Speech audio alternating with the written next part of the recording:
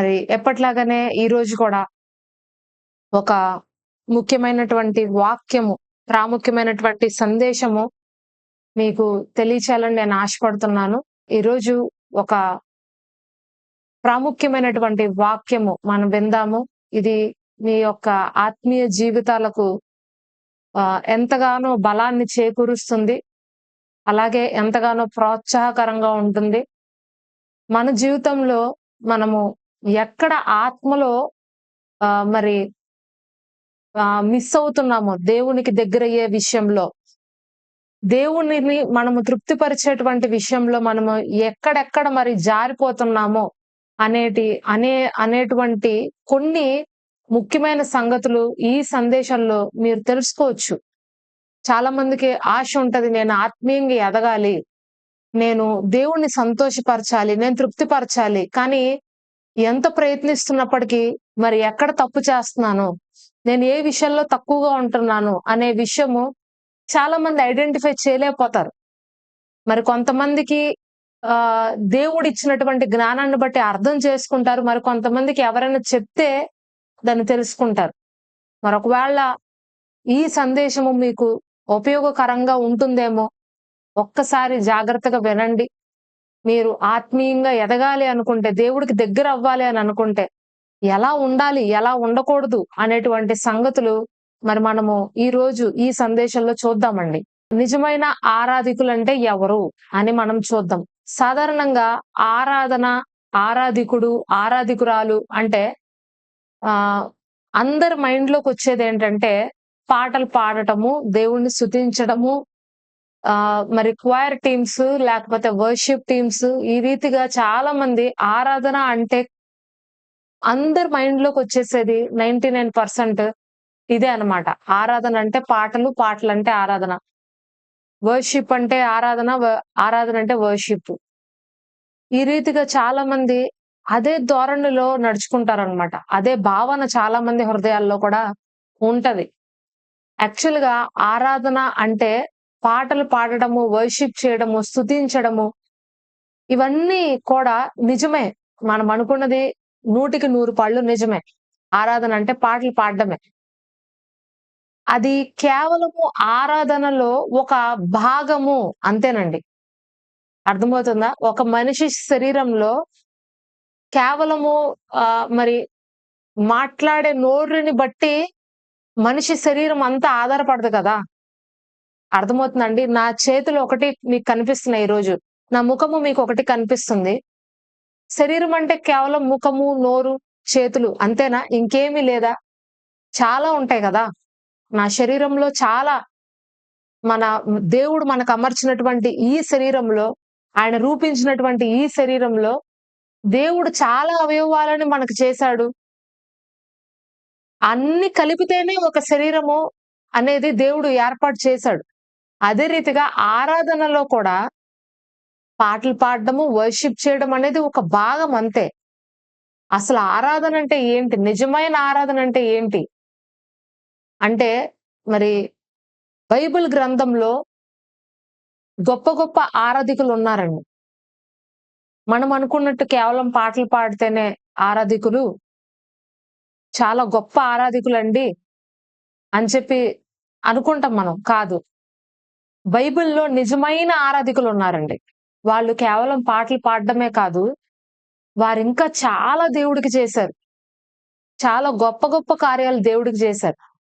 అయితే మరి ముందుగా ఒక గొప్ప ఆరాధికుడు, నిజమైన ఆరాధికుడు గురించి మనం ఈరోజు తెలుసుకుందాము. చాలా మంది ఉన్నారు. బట్ నేను ఒక ముగ్గురు గురించి ఈరోజు మీతో డిస్కస్ చేద్దాం అనుకుంటున్నాను. జాగ్రత్తగా వినండి. మీ దగ్గర బైబిల్ ఉంటే మీరు కూడా నాతో కలిసి మీ బైబిల్‌లో నేను చెప్పే వాక్యాలు చూస్తూ మరి మీరు వినండి. నోట్ చేసుకోండి. కొన్ని కొన్ని పాయింట్స్ మరి నేను చెప్తాను. అవన్నీ మీరు నోట్ చేసుకోండి. మీకు ఇవన్నీ కూడా మరలా స్టడీ చేయడానికి, ధ్యానించడానికి చాలా ఉపయోగకరంగా ఉంటాయి. ఆదికాండము 22వ అధ్యాయంలో మరి అబ్రహాము గారికి దేవాది దేవుడు ఒక పరీక్ష పెడతారు. అదేంటంటే, అబ్రహామా, నీకు ఒక్కగానొక్కడుగా ఉన్నటువంటి నీ కుమారుణ్ణి మోరియా పర్వతం మీదకు తీసుకుని వెళ్ళి అక్కడ నీవు నీ యొక్క కుమారుని నాకు నువ్వు బలివ్వాలి అని చెప్తాడు. ఈ మాట విన్నప్పుడు మరి అబ్రహాము గారు మాట్లాడకుండా, మరొక సందేహము ఆయనలో లేకుండా పూర్తిగా మరి దేవుని యొక్క మాటకి సబ్మిట్ అయ్యి లోబడి, మరి ఆ మరుసటి రోజే కొన్ని కట్టె ముక్కలు, అలాగే మరి ఒక గాడిదను, తనతో పాటు కొంతమంది పనివాళ్ళని, ఇస్సాకుని వెంట పెట్టుకొని మోరియా పర్వతానికి వెళ్ళిపోతాడు. అక్కడికి వెళ్ళిపోయిన తర్వాత మరి కొన్ని సంఘటనలు మరి జరుగుతాయి. అవన్నీ మనము చదువుతున్నప్పుడు బహుశా మనకంత ఆశ్చర్యంగా అనిపించకపోవచ్చు. ఎందుకంటే ఒకటి తర్వాత ఒకటి ఏం సీన్ జరిగిందనేది మనం చూసేస్తాం కాబట్టి మనకంత ఆశ్చర్యం అనిపించదు. ఓహో! ఇలా జరిగిందా? దీని తర్వాత దేవుడు ఈ రీతిగా మాట్లాడా మనం అనుకుంటాం. కానీ అబ్రహాం గారికి ఏం తెలీదండి.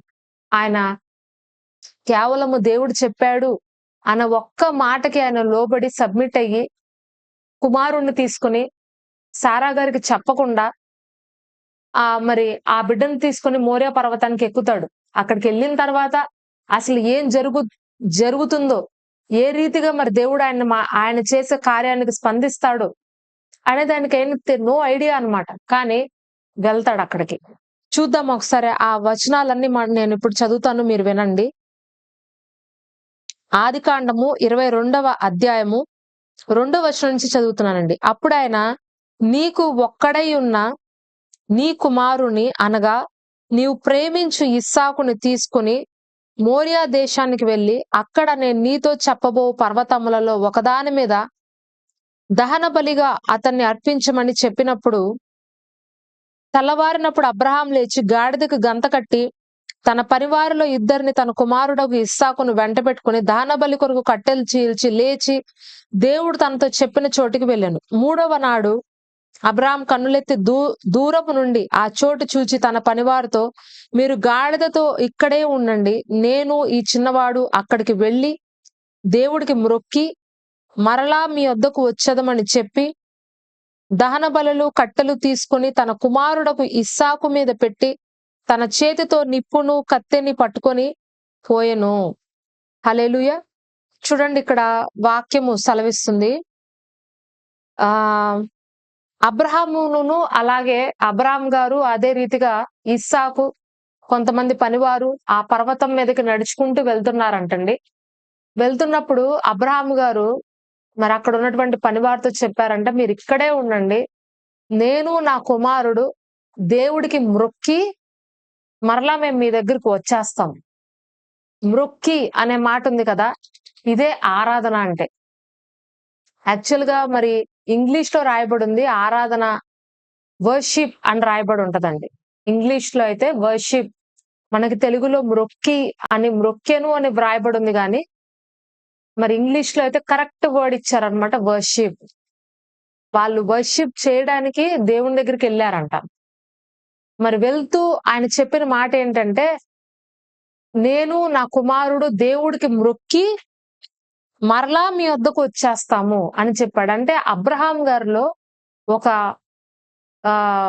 ట్రూ ఫెయిత్ ఉందన్నమాట, నిజమైన విశ్వాసం ఉంది. ఏంటంటే, నేను దేవునికి ఆరాధన చేస్తే, దేవునికి నేను మ్రొక్కితే నా దేవుడు నా కుమారుణ్ణి తీసుకోడు, నా దేవుడు నా ఒక కుమారుణ్ణి బలిగా తీసుకోడు, ఆయన నా కుమారుణ్ణి తిరిగి మరలా నాకు ఇచ్చేస్తాడు అనే ఒక ట్రూ ఫెయిత్ అంటారు కదా, నిజమైన విశ్వాసం ఆయనలో ఉందండి.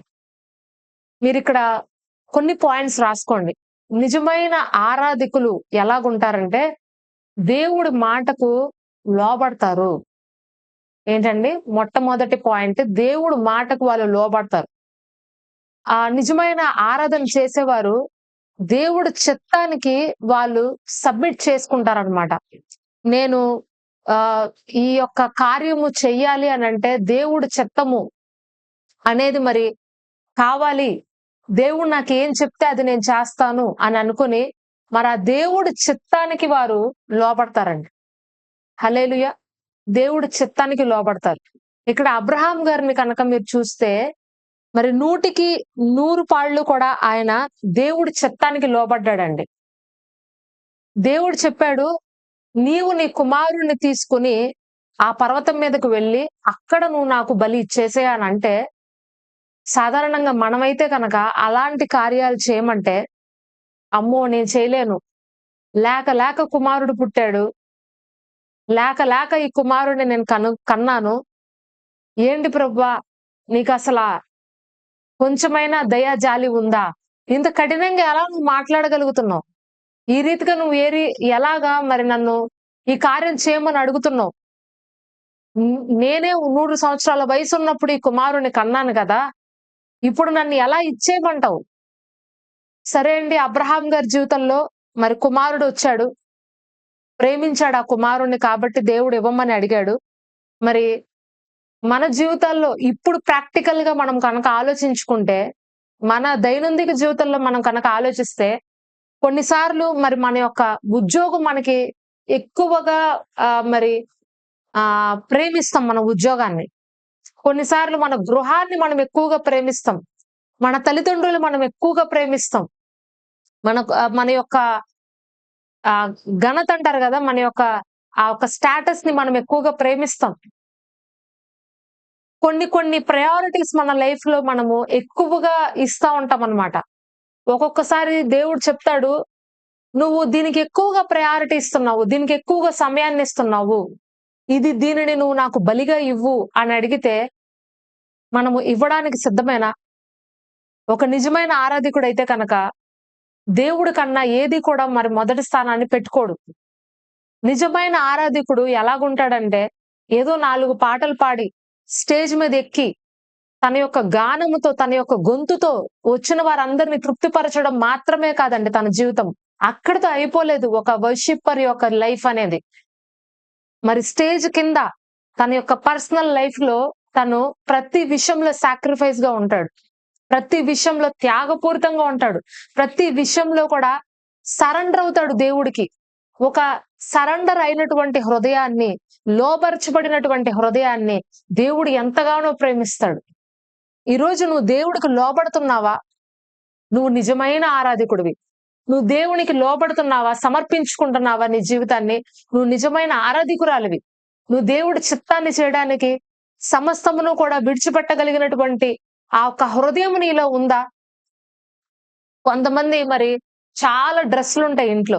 చాలా వస్త్రాలుంటాయి. ఒక వస్త్రము ఎవరైనా అడిగితే, లేకపోతే ఎవరికైనా అవసరం ఉంటే ఇవ్వాలి అన్నా కూడా చాలా మందికి మనసు రాదు. ఎన్నో బట్టలుంటాయి. ఎన్నో వస్త్రాలుంటాయి. ఇవ్వాలంటే అస్సలు చెయ్యి రాదనమాట. ఇంట్లో ఎన్నో గిన్నెలు, తపాళాలు ఎన్నో ఉంటాయి. అవసరాల్లో ఉన్న వారికి ఒక చిన్న గిన్నె ఇవ్వాలన్నా సరే మనసు రాదు.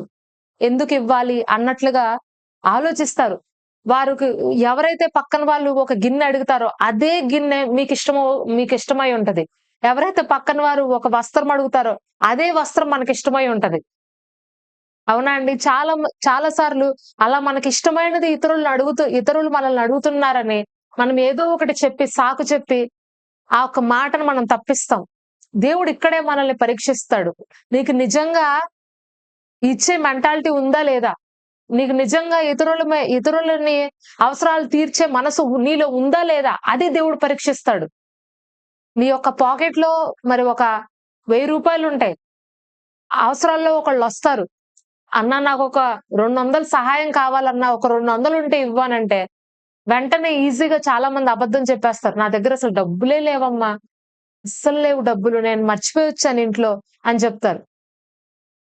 కానీ మీ జేబులో రూ. 1000 ఉంటాయి. కనీసం ఒక 500 ఉంటాయి. కానీ ఇవ్వడానికి మనసు లేక, ఇచ్చే ఆలోచన లేక చాలా మంది మాట దాటేస్తారు. చూడండి దేవుడు మరి మత్తయి సువార్తలో ప్రభువైన యేసుక్రీస్తు వారు చెప్తారు. మీరు చలి కాచుకోవడానికి ఒకడు మీ దగ్గరకొచ్చినప్పుడు అతనికి మీరు వస్త్రాలు ఇవ్వలేదు. ఆకలితో వచ్చినప్పుడు మీరు అతనికి ఆహారం పెట్టలేదు. రోగిగ్రస్తుడుగా వచ్చినప్పుడు అతనికి మీరు సేద తీర్చలేదు. మిక్కిలి ఈయన అల్పమైన సహోదరులు వచ్చినప్పుడు మీరు వారికి చేయవలసిన సహాయం మీరు చేయలేదు కనుక, నేను కూడా మిమ్మల్ని తృణీకరించుచున్నాను అని ప్రకటిస్తాడు దేవుడు. అర్థమవుతుందా అండి? కొన్ని సార్లు దేవుడు మనల్ని పరీక్షించడానికి కొందరిని మన దగ్గరికి పంపిస్తాడు. అటువంటి వారికి మీరు మొండి చేయి చూపించకూడదు. మీకు ఇచ్చే హృదయం ఉందా లేదా? మీరు డబ్బుని ఎక్కువ ప్రేమిస్తున్నారా? వస్తువుల్ని ఎక్కువ ప్రేమిస్తున్నారా? లేకపోతే మనిషి యొక్క అవసరాన్ని మీరు పట్టించుకుంటున్నారా? అనేది దేవుడు గమనిస్తాడు ప్రియ సోదరి, సోదరుడా. ఇక్కడ అబ్రహాము గారు ఇక్కడ దేవుడు చెప్తున్నాడు చూడండి ఎలా మాట్లాడుతున్నాడంటే దేవుడు ఆయనతో, "నీకు ఒక్కడై ఉన్న నీ కుమారుని అనగా నీవు ప్రేమించు." అంటే దేవుడు చెప్తున్నాడు, "నువ్వు అతన్ని బాగా ప్రేమిస్తున్నావు. నీకు ఒక్కగానొక కుమారుడున్నాడని అతను నువ్వు బాగా ప్రేమిస్తున్నావు. అతను నువ్వు నాకు బలిగా ఇస్తావా?" అని అడిగాడు. మరి మేము జాబ్‌కి మేము సేవకొస్తున్నప్పుడు దేవుడు మమ్మల్ని ఇట్లాగే అడిగాడు. "నీ జాబ్‌ని నాకిస్తావా? నీ జాబ్ వదిలేస్తావా?" మరి మాకు ఈ ఊరు రావడానికొచ్చినప్పుడు "ఇల్లు అమ్మేస్తారా? ఇల్లు ఇచ్చేస్తావా?" అని అడిగాడు దేవుడు. మరి నేను యేసు ప్రభువులోకొచ్చిన తర్వాత ప్రభువులో నేను విశ్వాసాన్ని కలిగున్న తర్వాత మొట్టమొదటిగా దేవుడు నాకిచ్చిన వాగ్దానం ఏంటంటే, ఆడ నిమిత్తము తన తండ్రినైనను, తల్లినైనను, భూములనైనను, ఆస్తులనైనను, అన్నదమ్ములనైనను విడిచిపెట్టిన వాడు ఇహమందు పరమందు 100 రెట్ల ఆశీర్వాదాన్ని పొందుకుంటాడు. నేను దేవుడిని చాలా తిట్టుకున్నానండి ఆ రోజు. ఇదేం ప్రభువు, ఇదేం దేవుడు, ఎట్లెట్లా ఇచ్చేస్తారు? తల్లిదండ్రుల్ని ఎలా వదిలేస్తారు? భూముల్ని, ఆస్తుల్ని ఎలా వదిలేస్తారు? ఇది చాలా బాగుంది ఈ వాక్యము, విచిత్రంగా ఉందే. ఇంత కఠినమైన బోధ ఎవరు వింటారు? అని చెప్పి నేను ఆ వాక్యాన్ని పక్కన పడేశానండి. నేను నా మనసులోకి తీసుకోవడానికి కూడా దాన్ని నా హృదయం అంగీకరించట్లేదు ఆ రోజు. గత 13, 14 సంవత్సరాల క్రితం జరిగిన స్టోరీ మీతో చెప్తున్నాను. ఆ రోజు మరి ఆ వాక్యాన్ని నేను తృణీకరించాను. నాకు వద్దు, ఇది నేను చెయ్యను అని. మరి ఆ వాగ్దానము వచ్చిన 7 సంవత్సరాలకనుకుంటా కరెక్ట్‌గా 6, 7 సంవత్సరాలకి నిజంగా నా జీవితంలో అదే జరిగింది. మొట్టమొదటిగా నేను ప్రభువు నిమిత్తము నా తల్లిదండ్రుల్ని, నా అన్నదమ్ముల్ని, నా ఇంటిని, నా ఆస్తుల్ని, నాకున్న ప్రతీదీ విడిచిపెట్టి దేవుడి కోసం నేను రావడం జరిగింది. హల్లెలూయా! నేను మొట్టమొదటిగా నా తల్లిదండ్రుల్ని, నా ఊరిని, నా యొక్క బంధువుల్ని, నా వారిని అందరిని విడిచిపెట్టాను. ఆ తర్వాత మరి సేవకి రావాలి అని అనుకున్నప్పుడు ఉద్యోగాన్ని వదిలేసాం. ఆ తర్వాత మరి పంజాబ్ వచ్చేటప్పుడు ఇల్లు అమ్మేమన్నాడు దేవుడు. ఇల్లు అమ్మేసాం. ఆ తర్వాత మరి ఇక్కడ చర్చ్ కట్టాలి అని అనుకునే టైం వచ్చినప్పుడు మా దగ్గర చేతిలో డబ్బులన్నీ అయిపోయినాయి. ఇల్లు అమ్మిన డబ్బులు అన్నీ కూడా మరి ఆ యొక్క చర్చ్ ల్యాండ్ కొనడానికే మాకు సరిపోయింది. ఇంకా మాకు కట్టడానికి డబ్బు లేదు. మరి కొందరు ప్రేరేపించబడి వారు కొద్ది కొద్దిగా డబ్బులిస్తే ఆ డబ్బులతో మరి చర్చిలో కా గోడలు వేయించడమని, ఆ ఒక చిన్న చిన్న వర్క్స్ అన్ని చేయించడమని అక్కడితో అయిపోయింది. ఒక టైమొచ్చింది మా దగ్గర పైన షెడ్ వేయించాలి. ఆ షెడ్ వేయించే టైమొచ్చినప్పుడు చేతులు మొత్తం ఖాళీ అన్నమాట. ఏమీ లేదు. అదే సమయంలో మా నాన్నగారు మరణించారు. పని మొత్తం ఆగిపోయింది. 2023 సంవత్సరంలో ఫిబ్రవరి మాసంలో. జస్ట్ ఆ ప్రేయర్ హాల్ యొక్క గోడలు కట్టాము. మరి ఆ బయట గేటేయించాము. వెనకాల 2 బాత్రూములు కట్టాము. అంతే. పైన షెడ్ వేయించాలి. ప్లాస్టింగ్ చేయించాలి. చాలా వర్క్ ఉందన్నమాట. ఏం చేయాలో మాకు అర్థం కావట్లేదు. రూపాయి లేదు చేతుల్లో. ఎక్కడి నుంచి సహాయం అందట్ల. అప్పుడు ప్రభువు నాకు కూర్చొని ప్రార్థన చేస్తున్నప్పుడు, "నీ బంగారం ఉంది కదా! అది అమ్మేస్తావా?" అని అన్నాడు ప్రభువు.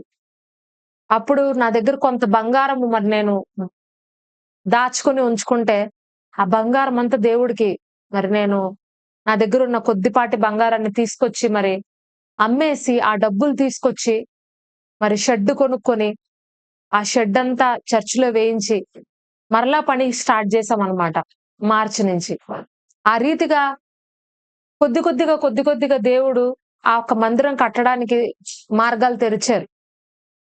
చూడండి నా మరి మా లైఫ్‌లో సేవలో మేము విడిచిపెట్టడము అనేది మాకు ఎప్పుడు కూడా దేవుడు మా ద్వారా చేపిస్తూనే ఉన్నాడు. చేపిస్తూనే ఉన్నాడు.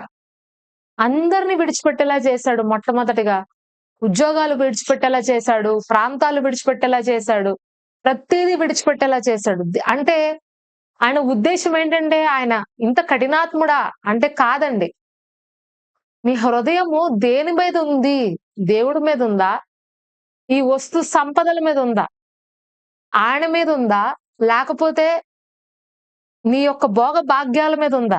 దేని మీద ఉంది నీ హృదయము? అది మాత్రమే ప్రభువు నీ నుంచి కోరుకుంటున్నారు. నిజమైన ఆరాధకుడు మొట్టమొదటిగా దేవుడి మాటకు లోబడతాడు. ఇక్కడ అబ్రహాం జీవితంలో మనము చూస్తే, మనం నేర్చుకుంటే ఇదే మెయిన్ పాయింట్ అండి.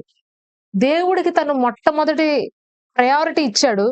మరి ఆయనకు స్థానం ఇచ్చాడు. ఆయన కోసము మరి విడిచిపెట్టడానికి ఇష్టపడ్డాడు. అందుకనే ప్రభువు ఏమన్నాడంటే చూడండి, ఇదే అధ్యాయంలో 16వ వచనం నుంచి చదువుతున్నాను. నీవు నీకొక్కడే ఉన్న నీ కుమారుణ్ణి వెనుక తీయక ఈ కార్యము చేసినందున నేను నిన్ను ఆశీర్వదించి ఆకాశ నక్షత్రముల వలె సముద్ర తీరమందల ఇసుక వలె నీ సంతానమును నిశ్చయముగా విస్తరింపచేసెదను. నీ సంతతి వారు మరియు నీవు నా మాట వినినందున భూలోకంలోని జనములన్నీయు నీ సంతానం వలన ఆశీర్వదించబడును. నా తోడని ప్రమాణము చేసి ఉన్నానని యెహోవా సెలవిచ్చనను. హల్లెలూయా. చూడండి, ఇక్కడ వాక్యము సెలవిస్తుంది, నీవు నా మాట వినినందున భూలోకంలోని జనముల అన్నియు నీ సంతానం వలన ఆశీర్వదించబడును అని నా తోడని ప్రమాణం చేస్తున్నాను. ఆమేన్. దేవుడు నామానికి మహిమ కలుగును గాక. చూడండి, ప్రభువు అబ్రహాము గారితో చెప్తున్నటువంటి మాట ఏంటంటే, నువ్వు నా మాట విన్నావు. ఆరాధన అంటే ఏంటో తెలుసా? దేవుడి మాట వినడము, దేవుని మాటకు లోబడ్డము. ఇదే మొట్టమొదటి కార్యం అండి. ఇదే మొట్టమొదటి కార్యం. నీ జీవితంలో నువ్వు ఎక్కడైనా మరి దేవుణ్ణి తృప్తిపరచాలి అంటే నేనేం చెయ్యాలండి? దేవుణ్ణి మరి సంతోషపెట్టాలి నా జీవితం ద్వారా అంటే నేనేం చెయ్యాలి అంటే నేను చెప్పే మొట్టమొదటి మాట, నువ్వు దేవుడి మాట విను. అంతే. దేవుడి మాట ఎవరైతే వింటారో వారిని దేవుడు బహుగా ఆశీర్వదిస్తాడు. ఇక్కడ రాయబడి ఉంది అబ్రహాం గారి గురించి. దేవుడు ఆయన ఇచ్చినటువంటి ఆశీర్వాదం ఏంటంటే, నువ్వు నా మాట విని లోబడినావు కాబట్టి నీ జనాలందరూ కూడా, ఈ భూలోకం మొత్తము కూడా ఆశీర్వాదకరంగా ఉంటారు. ఎవరైతే మరి అబ్రహాము గారి లాగా మరి దేవుని మాట విని లోబడి దేవుణ్ణి మొట్టమొదటిగా ప్రేమిస్తారో వారికి అబ్రహాము గారికి వచ్చే ప్రతి ఆశీర్వాదాన్ని కూడా దేవుడు ఇవ్వడానికి సిద్ధంగా ఉన్నాడండి. హల్లెలూయా. ఈరోజు నువ్వు కూడా దేవుని మాట విని లోబడుతున్నావా? దేవుని చిత్తం చేయడానికి ఇష్టపడుతున్నావా? అబ్రహాము గారికి ఏ ఆశీర్వాదం అయితే వచ్చిందో ఆ ఆశీర్వాదాలన్నీ నీకు వస్తాయి యేసు నామంలో. హల్లెలూయా. నిజమండి, అబద్ధం కాదు. గలితీయులకు రాసినటువంటి పత్రిక 3వ అధ్యాయము 29వ వచనంలో రాయబడి ఉంటది, మీరు క్రీస్తునందు ఉన్నవారైతే కనుక ఆ పక్షమందు అబ్రహాము యొక్క సంతానమై ఉండి వాగ్దానానికి వారసులై ఉన్నారు అని రాయబడింది. అంటే మనము క్రీస్తులో ఉన్నట్లయితే కనుక ఆ పక్షమందు కూడా అంటే మనము అబ్రహాము యొక్క సంతానంగా ఉన్నామంట. ఎందుకంటే ఎవరైతే విశ్వాసంతో క్రీస్తుని నమ్ముతారో, ఎవరైతే విశ్వాసంతో క్రీస్తుకు లోబడతారో వారందరూ కూడా అబ్రహాము యొక్క సంతానంగా మార్చబడి, అబ్రహాముకి ఏ వాగ్దానం అయితే దేవుడు చేశాడో ఆ ప్రతి వాగ్దానానికి మనం అందరము కూడా ఎవరంట? వారసులమంట. ఈరోజు నువ్వు వారసుడు దేనికి అంటే వాగ్దానానికి. నాకు ఈ వాగ్దానం ఎందుకు జరగట్లేదు, నాకు ఈ ప్రమాణం ఎందుకు చెయ్యట్లేదు, ఎందుకు అవ్వట్లేదు అంటే నువ్వు కొన్ని విషయాల్లో ఇంకా దేవుడి మాటకు లోబడట్లేదేమో. దేవుడి మాటకు నువ్వు లోబడు, దేవుడి మాట నువ్వు విను, ఆయన చెప్పింది చెయ్యి. తప్పకుండా ప్రతి వాగ్దానం నీ జీవితంలో నెరవేర్చబడడం అనేది నువ్వు చూస్తావు. అదే రీతిగా మరొక వ్యక్తి కూడా ఉన్నారు. ఇదే ఆదికాండంలో 8వ అధ్యాయంలో ఇంకొక మాట వ్రాయబడి ఉందండి. అదేంటంటే నోవహు గురించి దేవుడు ఒక మాట చెప్పాడు. నోవహు మరి జల ప్రళయము సమయంలో ఆ ఒక జల ప్రళయము జరిగి భూమి అంతటినీ కూడా దేవుడు పాడు చేశాడు. ఆ సమయంలో మరి బయట అంతా కూడా భూమి అంతా నేలంతా పాడైపోయింది. మరి ఆ ఒక క్లైమేట్ ఏదైతే ఉందో అదంతా కూడా అస్తవ్యస్తంగా మారిపోయింది. ఏది కూడా సీజనల్ వైజ్ గా ఏది రావట్లేదు బయట. నోవాహుని దేవుడైతే చెప్పాడు, "నువ్వు బయటకొచ్చేయి. ఇదిగో నీళ్ళంతా ఎండిపోయినాయి. నువ్వు ఇప్పుడు బయటకొచ్చేసేయి" అని చెప్పాడు. ఆయన బయటకొచ్చాడు. కానీ బయట నేల పరిస్థితి చూస్తే మొత్తం ఎండిపోయింది.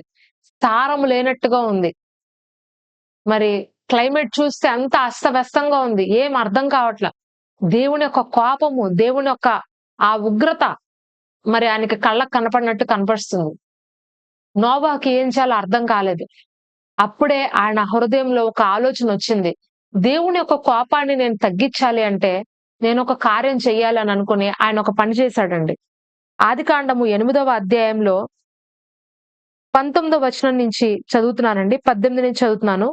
కాబట్టి నోవాహు అతనితో కూడా అతని కుమారులు, అతని భార్య, అతని కోడళ్ళు బయటకొచ్చిరి. ప్రతి జంతువు, పాకు, ప్రతి పురుగు, ప్రతి పిట్ట, భూమి మీద సంచరించువన్నీ వాటి వాటి జాతుల చొప్పున ఆ ఓడలో నుండి బయటకొచ్చెను. అప్పుడు నోవాహు యెహోవాకు బలిపీఠం కట్టి పవిత్ర పశువులన్నింటిలో, పవిత్ర పక్షులన్నింటిలో కొన్ని తీసుకొని ఆ పీఠం మీద దహనబలి అర్పించెను. అప్పుడు యెహోవా ఇంపైన సువాసన ఆగ్రహించి, ఇక మీదట నరులను బట్టి భూమిని మరలా శపించెను. ఎందుకనగా నరుల హృదయాలోచన వారి బాల్యం నుండి చెడ్డది.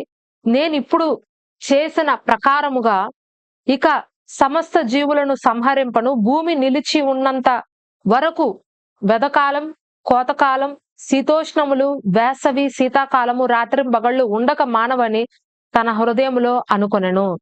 ఆమేన్. దేవుని నామానికి మహిమ కలుగును గాక. ఇక్కడ నోవాహు ఎప్పుడైతే ఒక దహన బలి మరి అర్పించాడంట. ఏంటి ఆ దహన బలి అంటే, తన దగ్గర ఏవేవైతే మరి ఆ జంతువులు ఉన్నాయో వాటిల్లో నుండి పవిత్రమైనవి తీసుకొచ్చి దహన బలి మీద పెట్టి వాటిని అర్పించాడంటండి దేవుడికి. హల్లెలూయా. పవిత్రమైనది. దేవుడికి పవిత్రమైన అర్పణ అంటే చాలా ఇష్టమండి. ఒక నిజమైన ఆరాధకుడు ఎలాగుంటాడంటే, తన దగ్గరున్న వాటిల్లో ఏదైతే పవిత్రంగా ఉందో, ఏదైతే ప్యూర్ గా ఉందో, ఏదైతే హోలీగా పరిశుద్ధంగా ఉందో దాన్నే దేవునికి ఇవ్వడానికి నిజమైన ఆరాధకుడు, నిజమైన ఆరాధకురాలు ముందుకొస్తారు. హల్లెలూయా.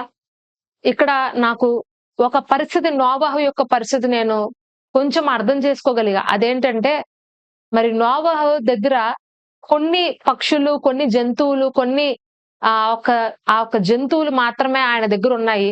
భూమి మీద సరైన పంటలు లేవు, సరైన ఆహారం లేదు. తను బయటకొచ్చాడు. మరి ఆ బయటకొచ్చిన తర్వాత తన దగ్గర ఉన్నటువంటి ఆ కొద్దిపాటి జంతువులనే తను చంపి తినాలి అన్నమాట. అంతే, ఇంక వేరే ఆప్షన్ లేదు వారికి ఆ టైంలో. ఎందుకంటే భూమి పండట్లేదు. అప్పటి వరకు వ్యవసాయం కానీ ఏమీ లేదు. భూమి అంతా పాడైపోయింది. మరి నిజంగా మనం కనుక ఒక మానవ హృదయం ఎలా ఆలోచిస్తదంటే, ఇప్పుడు బయట పరిస్థితి బాలేదు కదా! మన దగ్గరున్న ఈ కొద్దిపాటి ఆహారాన్ని కూడా మనం ఎందుకు పాడు చేసుకోవడము? ఈ కొద్దిపాటి ధనాన్ని మనం ఎందుకు ఇతరులకు ఇవ్వడము? ఈ కొంచెం ఆహారాన్ని మనమే పెట్టుకొని మనమే తింటే కొద్ది రోజులన్నా బతుకుతాం కదా! అనే ఒక ఆలోచన ఒక మానవ హృదయంలో వస్తది. కానీ నోవహు అలా ఆలోచించలే. దేవుడికి నా దగ్గరున్న పవిత్రమైనది నేనిస్తే, పవిత్రమైన వాటిని దేవుడికిస్తే ఆయన కోపాగ్ని చల్లారుతుంది. నేను ఆ దహన బలి నేనిచ్చి ఈ భూమిపై ఉన్నటువంటి కోపాన్నంతా తగ్గిస్తే మరలా ఈ భూమి అంతా కూడా సస్యశ్యామలంగా మారుతుంది.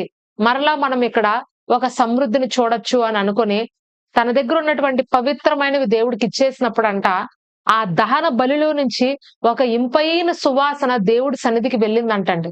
ఆ సువాసన దేవునికి నచ్చి దేవుడు మరి ఒక వాగ్దానాన్ని, ఒక ఆశీర్వాదాన్ని నోవహుకి ఇచ్చాడు. ఏంటంటే, నోవహుకి మాత్రమే కాదు భూమి మొత్తానికి కూడా ఇచ్చాడు. ఏంటంటే, మరి ఎన్నడూ కూడా నేను భూమి మీదకి ఇలాంటి ఉగ్రతను రానివ్వను.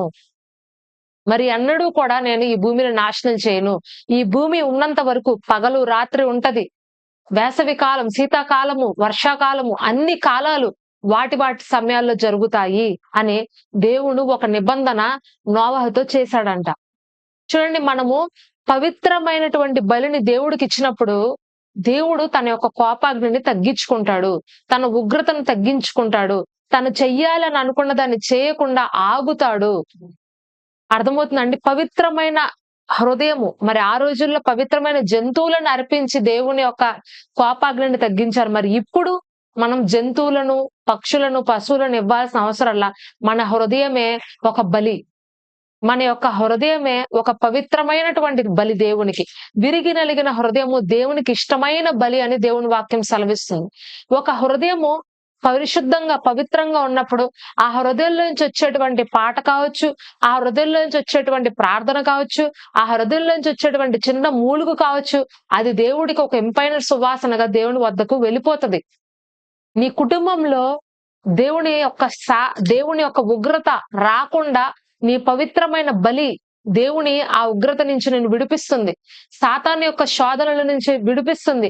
నీ కుటుంబంలో అకాల మరణాలు జరగనివ్వకుండా ఆపుతుంది. నీ కుటుంబంలో రాబోయే ఉగ్రతలు ఏదైనా ఉన్నా దానిని దేవుడు ముందుగానే నీకు తెలియజేసి దాని నుంచి నిన్ను విడిపిస్తాడు. అకాలంగా జరిగేటువంటి యాక్సిడెంట్స్ నీ కుటుంబాలలో ఉండవు. నీ బిడ్డల్ని దేవుడు ఆశీర్వదిస్తాడు.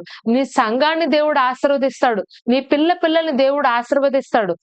నీవు నిలిచి ఉన్నంత వరకు కూడా మరి ఇలాంటి భయంకరమైనటువంటి కీడు దినములు, భీతి కలిగించే దినములు నీ జీవితంలో చూడవు. ఎప్పుడు అంటే నీవు పవిత్ర హృదయంతో దేవుడి దగ్గరకు వచ్చినప్పుడు. మరి మత్తయి సువార్తలో యేసు ప్రభు వారు ఒక మాట చెప్తారు. ఏంటంటే, నీ సహోదరుడి మీద నీ కోపం కనుక ఉంటే నీ యొక్క బలిని అక్కడే విడిచిపెట్టి ముందు నీ సహోదరుడితో నువ్వు వెళ్ళి క్షమాపణ చెప్పి అతనితో సమాధాన పడి అప్పుడు వచ్చి నువ్వు నాకు బలినివ్వు, ఆ బలిని నేను అంగీకరిస్తాను అని అంటాడు. అంటే దేవుడు ఎంత శుద్ధ హృదయం కోరుకుంటున్నాడో మీరు ఇక్కడ ఆలోచించండి. ప్రియ సోదరి సోదరుడా, క్షమాపణ లేకుండా, సమాధానం లేకుండా, నెమ్మది లేకుండా నువ్వు చేసే బలి ఏదైతే ఉంటదో అది పరలోక రాజ్యానికి వెళ్ళదు. ప్రియ సోదరి సోదరుడా, కొంతమంది సమాధానం లేకుండా, భర్తతో సమాధాన పడకుండా, భార్యతో సమాధాన పడకుండా, సహోదరులతో సమాధాన పడకుండా వచ్చి ప్రార్థనలో కూర్చుంటారు. అసలు ఒక్క మాట కూడా ప్రార్థన రాదు. మీరు ఎప్పుడైనా గమనించారా? మీరు ఊ ఊ ఊ అని అలా మీ నోట్లో మీరు అలా మూలుగుతారు తప్పించి మీరు హార్ట్ఫుల్ గా ప్రార్థన చేయలేరు దేవుడికి. ఎందుకంటే మీ హృదయంలో సమాధానం లేదు. మీరు అనుకుంటారు నేను ప్రార్థన చేశాను, నేను వాక్యం చదివాను, ఈ రోజు నా ప్రార్థన జీవితం అయిపోయింది అని అనుకుంటాం. కాదండి, మీరు అలా ఎన్ని రోజులైనా ప్రార్థన చేయండి కానీ మీ ప్రార్థన మాత్రం పైకి వెళ్ళదు. ఎప్పుడైతే నీ హృదయం శుద్ధంగా ఉంటదో, నీ హృదయం ఎప్పుడైతే పవిత్రంగా ఉంటదో, నువ్వు 5 నిమిషాలు ప్రార్థన చేసినా సరే ఆ ప్రార్థన అంట ఇంపైన సువాసనగా దేవుడి దగ్గరికి వెళ్ళిపోతది. హల్లెలూయా. కాబట్టి పవిత్ర హృదయము ఎవరిలో ఉంటదంటే నిజమైన ఆరాధికుల్లో పవిత్ర హృదయం ఉంటదండి. అర్థమవుతుందా? పవిత్రమైనటువంటి హృదయము దేవుడికి ఇష్టమైన బలి. ఆ బలి ఏం చేస్తది అంటే దేవుని యొక్క ఉగ్రత నుంచి నిన్ను, నీ కుటుంబాన్ని, నీ సంఘాన్ని, నీ చుట్టుపక్కల ఉన్నటువంటి పరిస్థితులన్నిటి నుంచి నిన్ను కాపాడుతుంది. ప్రియ సోదరి సోదరుడా, లోకమంతా శోధన రావచ్చు, లోకమంతా ఉగ్రత రావచ్చు, కానీ దేవుడు నిన్ను, నీ కుటుంబాన్ని, నీ ప్రాంతాన్ని, నీ సంఘాన్ని, నీ ఊరిని నిన్ను బట్టి కాపాడతాడు. హల్లెలూయా. కాబట్టి పవిత్ర హృదయంతో దేవునికి ప్రార్థన చెయ్యండి. ఇది 2వ లక్షణము. మరి 3వ లక్షణం ఏంటంటే పవిత్ర హృదయం కలిగిన వారి గురించి నిజమైన ఆరాధకుల గురించి మరొక మాట మనం చూద్దాము. మార్కు సువార్త 14వ అధ్యాయంలో ఒక స్త్రీ ఉందండి.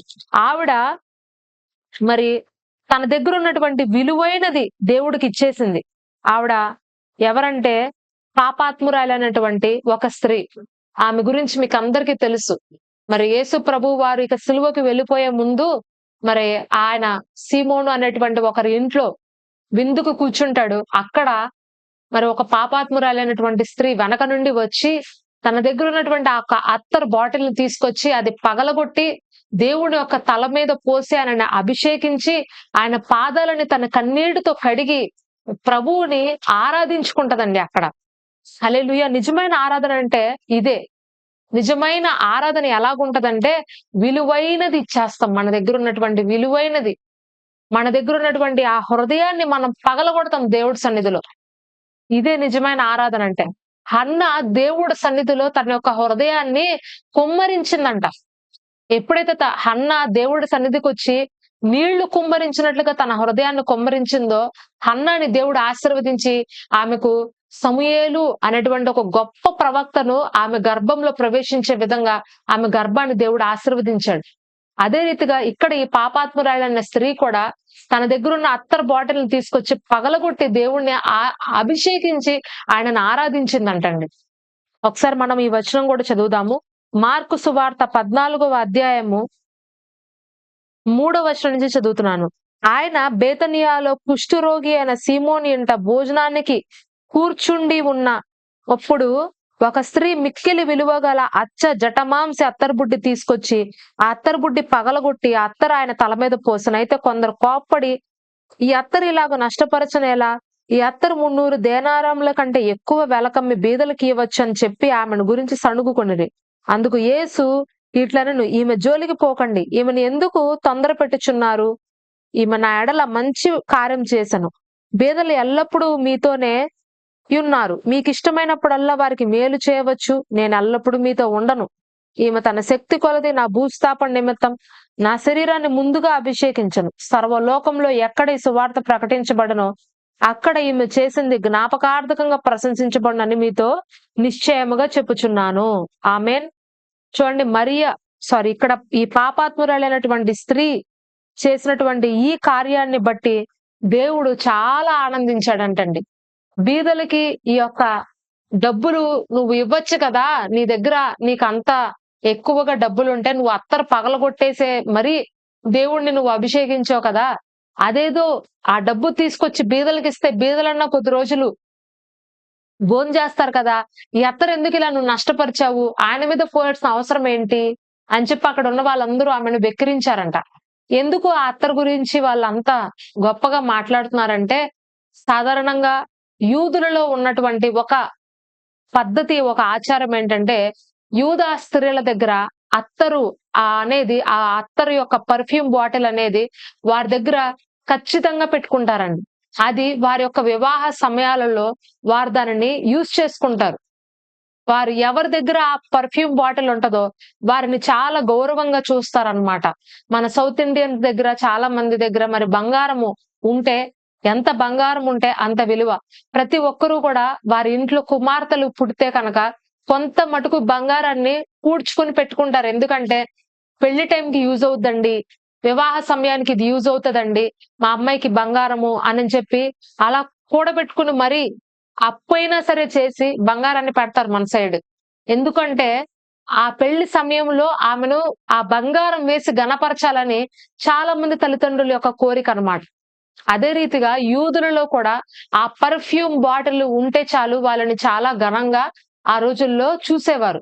సో ఆ పర్ఫ్యూమ్ బాటిల్ తీసుకొచ్చి ఈ పాపాత్మురాలైన స్త్రీ నాకు ఈ పర్ఫ్యూమ్ బాటిల్ కన్నా కూడా నా దగ్గర ఉన్నటువంటి ఈ యొక్క ఘనతనిచ్చేటువంటి ఈ యొక్క దాని కన్నా కూడా నా దేవుడు నాకు గొప్పవాడు, నాకు కొత్త జీవితాన్ని ఇచ్చాడు, నా పాపాలను క్షమించాడు, నా హృదయాన్ని సరిచేశాడు, నా యొక్క జీవితాన్ని బాగు చేశాడు, ఈయనకి నేను ఇంతకన్నా గొప్పగా నేను ఇంకేమి చెయ్యలేను అని అనుకుందండి ఆమె. నిజమైన ఆరాధన అంటే ఏంటంటే వారి హృదయాన్ని కుమ్మరిస్తారు దేవుడి సన్నిధిలో. వారి దగ్గర ఉన్నటువంటి విలువైనది తీసుకొచ్చి దేవుడికి ఇచ్చేస్తారు. అర్థమవుతుందండి? విలువైనది నీ జీవితము, విలువైన నీ సమయము, విలువైన నీ ధనము, విలువైన నీ యొక్క శరీరము తీసుకొచ్చి దేవుడి సన్నిధిలో నువ్వు ఇస్తే అదే నిజమైన ఆరాధన, అదే నిజమైన బలి. హల్లెలూయా. దేవుడికి నిజమైన బలి ఎవరైతే చేస్తారో, నిజమైన ఆరాధన ఎవరైతే చేస్తారో వారిని దేవుడు ప్రశంసిస్తాడంట. ఇక్కడ ఈమె చేసిన పనిని బట్టి దేవుడు చెప్తున్నాడు, ఎక్కడ ఈమె గురించి ఈ సువార్త ప్రకటించబడుతుందో అక్కడ ఈమె చేసింది జ్ఞాపకార్థకంగా ఉండిపోతది అని చెప్తున్నాడండి. హల్లెలూయా.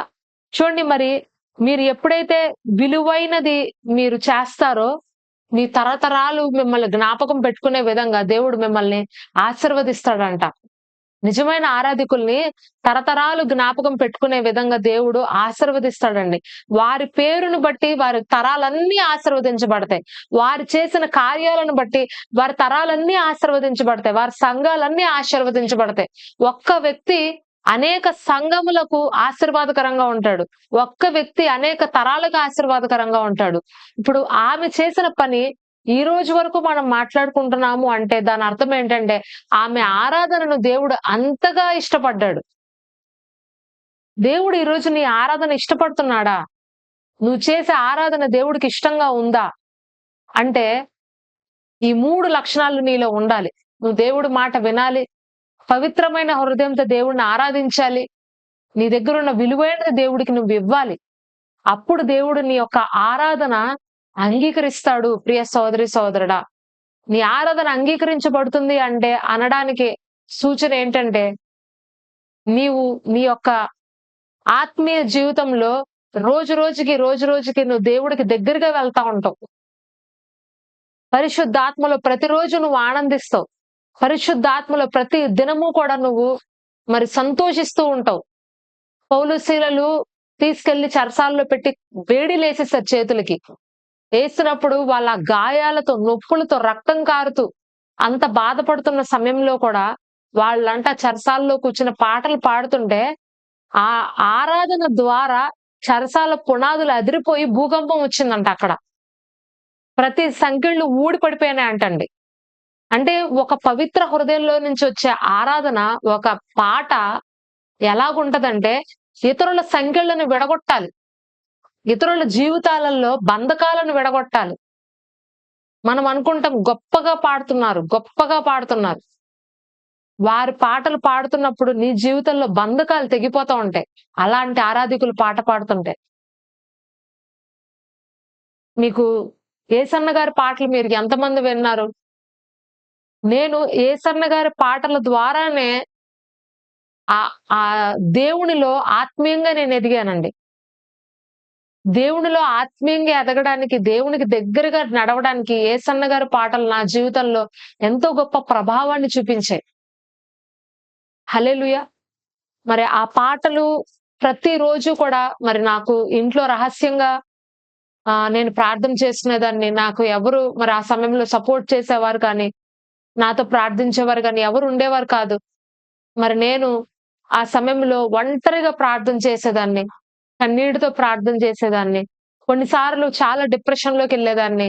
అయ్యో! నా చుట్టూ ఏంటి పరిస్థితి ఇలాగుంది. నేను ప్రార్థన చేసుకోవడానికి లేదే, మందిరానికెళ్ళటానికి లేదే. నేను వాక్యం చదవలేకపోతున్నానే అని అనుకున్నప్పుడు, నా దగ్గర ఆ ఫోన్‌లో కొన్ని యేసన్న గారి పాటలను సేవ్ చేసి పెట్టుకున్నానండి ఆ రోజుల్లో. ఆ పాటలని స్లోగా మరి నా చెవి దగ్గర పెట్టుకొని అట్లా వింటా ఉండేదాన్ని. అవి వింటున్నప్పుడు మరి కళ్ళలో నీళ్లు కారేవి. వెంటనే నా హృదయం అంతా కూడా తేలికైపోయేది ఆ పాట వింటున్నప్పుడు. ఎక్కడ లేని సంతోషం, ఎక్కడ లేని ఆనందం. మరి ఆ సమస్యలో నుంచి నేను తిరిగి మరలా పైకి లేచి నిలవబడగలిగాను అంటే, మరి ఆయన యొక్క పాటలు నన్ను ఎంతో బలపరిచాయి ఆ రోజుల్లో. మనం పాటలు పాడుతున్నప్పుడు, దేవునికి ఆరాధన చేస్తున్నప్పుడు చాలా మంది మరి ఆదరించబడతారు. ఎందుకంటే, నీ పాట ద్వారా, నీ గొంతు ద్వారా దేవుడు తృప్తి చెందుతున్నాడని అర్థం. నువ్వు ప్రార్థన చేస్తున్నప్పుడు ఇతరులు తృప్తి చెందుతున్నారు అంటే, నీ హృదయం బాగుంది అని అర్థం. నువ్వు వాక్యం చెప్తున్నప్పుడు ఇతరులు తృప్తి చెందుతున్నారు, వారిలో ఒక ఉద్యమం వస్తుందంటే నీ హృదయం బాగుంది అని అర్థం. మన హృదయం బాగుంటే, మంచి హృదయంలో నుంచి వచ్చేటువంటి ఆ ప్రార్థన, ఆ వాక్యము, ఆరాధన ఇతరులకి చాలా తృప్తినిస్తుంది. చాలా సేదతీరుస్తుంది. ఎంతగానో వారు దీవించబడతారు. వారి ఆత్మలో ఎదుగుతారు. కాబట్టి ప్రియ సోదరి, సోదరుడా, ఈరోజు దేవుడికి కావాల్సిందేంటంటే నిజమైన హృదయము, దేవుని మాటకు లోబడ్డము, సమర్పణ కలిగిన హృదయము, త్యాగమైన హృదయం. ఇదే నిజమైన ఆరాధన అంటేనండి. ఇప్పుడు మీకు అర్థమైందా నిజమైన ఆరాధికులు ఎలాగుంటారో, ఎలా వారి జీవితం ఉంటదో, ఏ రీతిగా మనం దేవుణ్ణి ఆరాధించాలి అనేది. మీరు దేవుణ్ణి ఈ రీతిగా మీరు ఆరాధిస్తున్నప్పుడు ప్రభు మిమ్మల్ని గొప్పగా ఆశీర్వదిస్తాడు. మీ పరిస్థితులు ఎలాగున్నా సరే మీరు అందులో మరి ఎంతో సంతోషంగా మీరు నడవగలుగుతారు. హల్లెలూయా! మరి ఈ వాక్యము మీ అందరి జీవితాల్లో నేటి దినమున ఫలించును గాక. మరి మీరందరూ కూడా దేవుని యొక్క నిజమైన ఆరాధికులుగా మార్చబడుదురుగాక. హల్లెలూయా! మనందరం కలిసి ఈ సమయంలో ప్రార్థన చేసుకుందామండి. ఒక్కసారి మరి మనము తలలు వంచి, ప్రభువా నన్ను నిజమైన ఆరాధికుడుగా, నిజమైన ఆరాధికురాలుగా నన్ను చేయండి ప్రభువా. నేను నీ మాట విని లోబడాలి ప్రభువా. నేను పవిత్రమైన హృదయంతో నేను ప్రార్థన చేయాలి ప్రభువా నీ సన్నిధిలోకి వచ్చినప్పుడు. ఎవ్వరి మీద నేను ఆయాసం పెట్టుకోకూడదు. ఎవ్వరి మీద నేను పాపం పెట్టుకుని నీ దగ్గరికి రాకూడదు ప్రభా. మంచి హృదయంతో నేను నీ దగ్గరికి రావాలి. అలాగే నా దగ్గర ఉన్న విలువైనది నేను నీకు ఇవ్వాలి ప్రభా. నా దగ్గర ఉన్న విలువైన సమయాన్ని నీకు ఇవ్వాలి ప్రభా. నా దగ్గర ఉన్న విలువైన జీవితాన్ని నీకు ఇవ్వాలి ప్రభా అని దేవునికి మరి మీరు ప్రార్థన చేయండి. ఈ సమయంలో ప్రభువు మరి మిమ్మల్ని నిజమైన ఆరాధికులుగా చూడాలని ఆశపడుతున్నారు. అట్టి అభిషేకాన్ని మీకు ఇవ్వాలనుకుంటున్నారు. ప్రార్థన.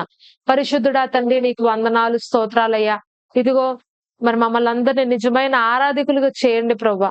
ఎవరైతే నేను నిజమైన ఆరాధకుడిగా ఉండాలనుకుంటున్నాను, నిజమైన ఆరాధకురాలిగా ఉండాలనుకుంటున్నాను అని కోరుకుంటున్నారో, ఇదిగో అట్టి వారి అందరినీ నువ్వు ఒక్కసారి జ్ఞాపకం చేసుకో ప్రభా. అబ్రహాము వలె నీ మాట విని లోబడే వారిగా మమ్మల్ని చేయండి నాయన. ఇదిగో నోవహు వలె పవిత్రమైన బలిని మేము ఇవ్వడానికి మాకు సహాయం చేయండి ప్రభా. ఆ పాపాత్ములైన స్త్రీ వలె తండ్రి మా దగ్గర ఉన్న విలువైనది నీకు ఇవ్వడానికి మాకు సహాయం చేయండి ప్రభా. ఇదిగో తండ్రి మరి మేము ఎక్కడెక్కడైతే నాయన మరి మేము వెనక్కి వెళ్ళిపోతున్నాము, జారిపోతున్నాము, ఆ ప్రతి పరిస్థితి నుంచి నాయన ఇదిగో ఇక్కడున్న వారందరినీ నువ్వు విడిపించు, తప్పించు నాయన. వీరు కూడా నిజమైన ఆరాధకులుగా నేటి దినము నుంచి మార్చబడుదురుగాక. నేటి దినము నుంచి మరి వీరు కూడా నిజమైన ఆరాధన నీకు చేయుదురుగాక. నీకు ఇష్టమైన బలి వీరు ఇచ్చుదురుగాక. నీకు ఇష్టమైన అర్పణలు వీరు ఇచ్చుదురుగాక. నిన్ను తృప్తిపరిచే ఆత్మీయ జీవితం మరి మేమందరము కలిగి ఉందము గాక యేసు నామములో. మరి ఈ రోజు లైవ్ లో ఎవరైతే అనారోగ్యాలతో మరి ఇబ్బంది పడుతున్నారో అట్టి బిడ్డలందరినీ నీవే స్వస్థపరచు నాయన. మంచి ఆరోగ్యాన్ని నాయన, మంచి బలమును, శక్తిని మీరు ఇవ్వమని వేడుకుంటున్నాను తండ్రి. అదే రీతిగా ప్రభా తండ్రి మరి ప్రెగ్నెన్సీస్ కోసం ఎదురు చూస్తున్న వారికి ప్రెగ్నెన్సీస్ ఇవ్వండి యేసు నామంలో దేవా. మరి వీరి గర్భాలు తెరవబడును గాక, వీరి గర్భాలు తెరవబడును గాక ప్రభువా. నాయనా మరి మంచి హృదయం నుంచి వచ్చేటువంటి ప్రార్థనను నువ్వు వింటానన్నావు కదా. ఇదిగో మరి ఈ రోజు ప్రార్థన చేయించుంటుండగా మేమందరము కూడా ఈ ప్రార్థనకు జవాబునివ్వయ్యా. ఈ ప్రార్థనకు దేవా సమాధానాన్ని ఇవ్వు ప్రభా. మ్యారేజెస్ కోసం ఎంతో మంది రిక్వెస్ట్లు పెడుతున్నారు తండ్రి.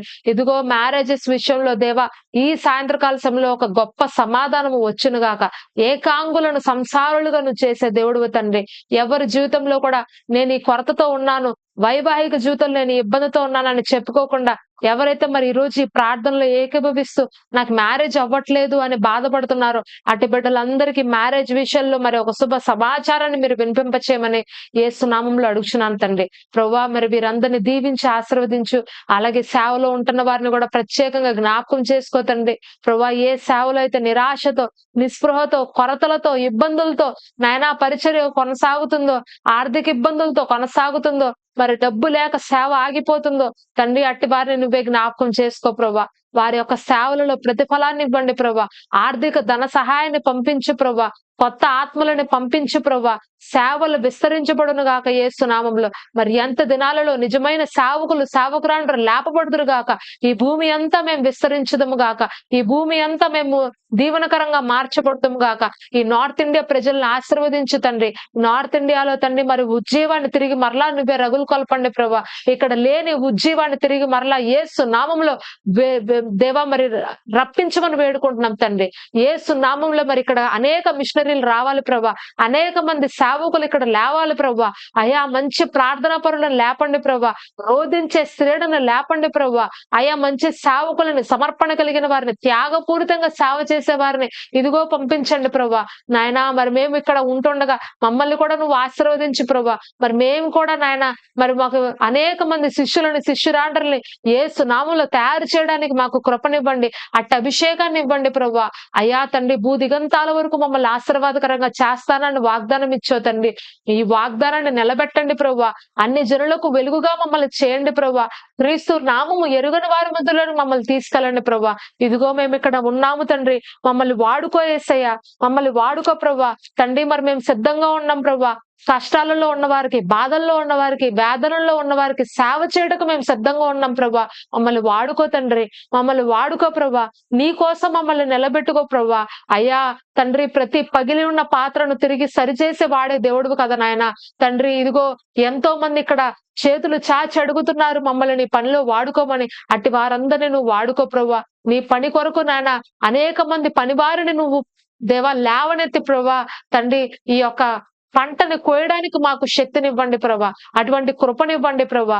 కన్నీళ్లతో విత్తేవారు సంతోషమైన గానాలు చేస్తారని నువ్వు చెప్పావు కదా.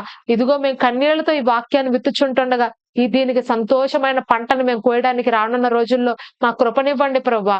నజరేయుడవైన తండ్రి, నీకే వందనాలు. ప్రతి దురాత్మ కట్ల నుంచి విడిపిస్తున్నాము, ప్రతి ప్రతరుల శాపాల నుంచి విడిపిస్తున్నాము, ప్రతి ఆర్థిక ఇబ్బందుల నుంచి విడిపిస్తే బ్రేక్ త్రూ దయచేస్తున్నాం యేసు నామంలో. ఏ కుటుంబంలో అయితే సమాధానం లేదో, ఇదిగో ఈ రోజు సమాధానం వచ్చును గాక. భార్య భర్తల మధ్యలో సమాధానం లేదో, సమాధానము కర్త సమాధానాన్ని పంపించు నాయన. నీ సమాధానం మాకు కావాలేసయ్యా. ఇదిగో సమాధానాన్ని పంపిస్తున్నాడు దేవుడు. మీ కుటుంబాలలో మరి ఇప్పుడే సమాధానము వచ్చి ఉన్నది యేసు నామంలో. దేవుడిచ్చి సమాధానాన్ని, దేవుడిచ్చి సంతోషాన్ని పొందుకోండి యేసు నామంలో. హల్లెలూయా, హల్లెలూయా, హల్లెలూయా. నీకే వందనాలు, నీకే స్తోత్రాలు. నీ మేకులను దిగ్గొట్టు, నీ గుడారపు స్థలములను నిరాటంకంగా కొనసాగించని దేవుడు మాట్లాడుచున్నాడు. నువ్వు చేసే పని కొనసాగించమని దేవుడు చెప్తున్నాడు. మధ్యలో ఆపద్దు ప్రియ సహోదరి, దేవుడు నీతోనే మాట్లాడుతున్నాడు. నువ్వు పని మధ్యలో ఆపేస్తున్నావు. దేవుడు పని కొద్ది రోజులు చేస్తున్నావు, కొద్ది రోజులు ఆపేస్తున్నావు. ప్రభువు నీతోనే మాట్లాడుతున్నాడు. నువ్వు ఏదైతే పని మొదలు పెట్టావో అది కంటిన్యూగా చెయ్యి.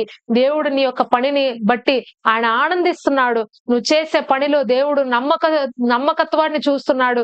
హల్లెలూయా, హల్లెలూయా. ప్రభువా, ఇదిగో ఇక్కడున్న వారిని నువ్వే జ్ఞాపకం చేసుకో నాయన.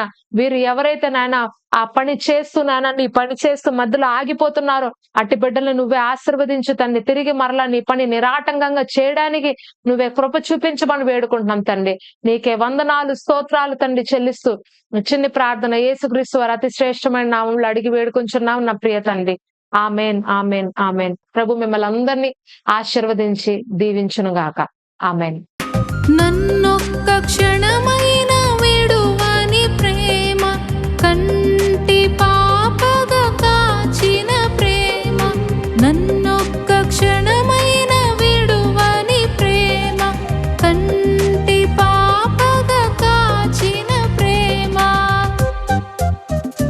యేసయ్యా, యేసయ్యా, యేసయ్యా, నా యేసయ్యా, యేసయ్యా, యేసయ్యా, యేసయ్యా.